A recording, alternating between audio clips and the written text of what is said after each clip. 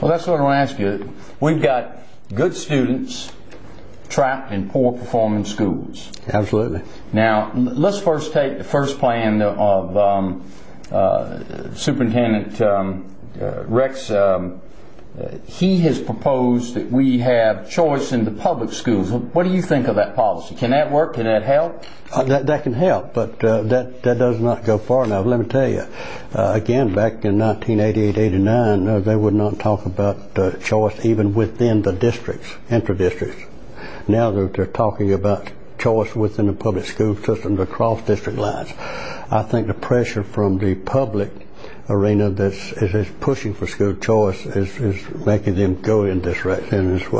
Fact of the matter is, 1989, we did not have any charter schools. And now we have charter schools. Now we have charter schools, and they're getting more and more prevalent. We have a virtual school system now. We have a statewide charter school system. So the pressure from those folks out there that want education for the children that can't afford to move around is bringing about change in the public school system. Now everybody wants a public school system, a good public school system. I don't think anybody in this state will say that they don't want that. Everybody in this state wants the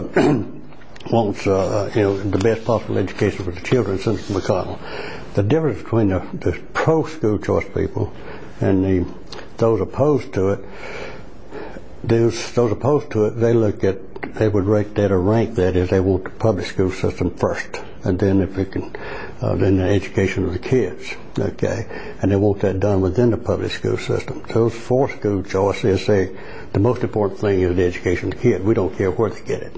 We'd like for you to have it in the public schools, but if you can't get it there, we'd go somewhere else. Well, Senator, let me ask you this. If we have it in the public schools, and according to Jim Rex's plan, as I understand it, they got to have room in that public school to take the child that wants to go. That's my understanding of it as well. I mean, you can't displace a kid, and I agree with that. I mean, so there's got to be room in the school. There's got to be room in the school. Well, how does the child get to this other school? Who's going to handle that? As far as I know, that the transportation to that school is left up to the parents. So it's not necessarily a quick fix for a child, then, if they don't have transportation. No, is that what that's you? True. I don't want to put words in your mouth, but I'm trying to understand. How about, well, it would seem to me, if we're going to start having children move from one public school to another, how about the funding formulas? Isn't that going to force the General Assembly to eventually have to come to grips that the money's got to follow the child? The money's got to follow the child. Now can go from school to school? Yeah, the money must follow the child. It must follow the child, as I understand it. And that's not the present system now, or what? Yes, it is. I think within the public school system, it is. You've got this 135-day enrollment, and they count the kids, and they got a weighted average where the kids have special needs or learning handicaps and that sort of stuff. But the money does follow the child within the public school system. That is the state money. The local property tax money doesn't, but of course the bill that we just passed basically took away the property tax for education. Right, and I want to ask you about that, because I think that's a big looming question coming up with the General Assembly taking up the education budget, and so as soon as I can get through these questions on competition, I'd like to ask you about that, because I think it's an issue we got to face, the funding formulas. Let me ask you, all right, this allows a choice only if there's room in a public school. So if there's not room in an adjoining public school, the child still doesn't have a choice if they're trapped in a low-performing school. That's exactly right.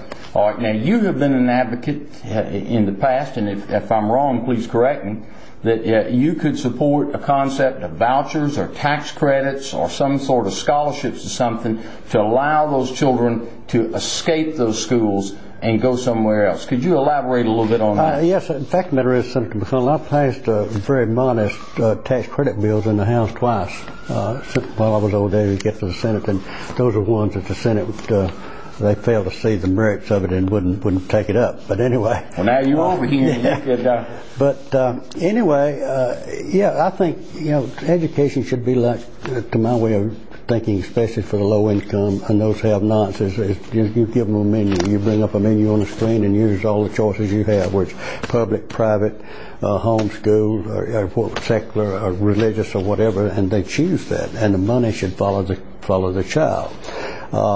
So, one size does not fit all. I mean, I'm a perfect example of that. I dropped out of high school after the 10th grade. You couldn't have paid me to go to high school. I mean, I just wouldn't do that. So, the more choices you have, and you get parents involved in the system. Right now, they're not involved in the system like they should. We complain about that all the time, but they don't have any influence on what the child is doing, or what they're learning, or where they go, or what schools they attend, or how they get there. And so, therefore, they just lose hope. So, with parents being able to vote with their feet and move out of those schools to another public school or a private school, then I think the competition brings the public schools as well as the private schools up and makes them better.